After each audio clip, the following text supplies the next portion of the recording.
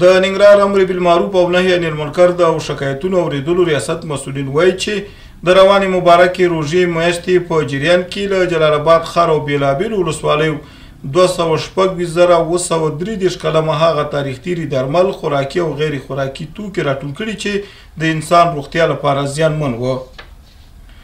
د ننګرهار مرکزي زندان د صحي کلینیک د بیا رغونې چارې په چټکۍ روانې دي چې لګښت یو ملي سوداګر په غاړه اخیستی د رغنیزو چارو په لټ کې د لابراتوار، OPD، د غاښونو خونې، فارمیسي او د ملاقات ساحې ترمیم شامل دي.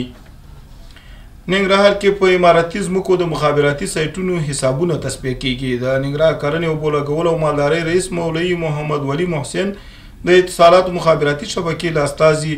صهیب امین سره د یادې شبکې د سایټونو حسابونو نوي قراردادونو او همغږۍ په موخه ناسته وکړه. د ننګرهار مومندرې ولسوالۍ کې د پیښو پر وړاندې چمتووالي ریاست تر چتر لاندې د افغانستان د کلو بیا ودانولو موسسې له لوري د طبیعي پیښو زیانمنو شوو 43 کورنیو سره د روغتیایي کیټونو مرسته وشوه.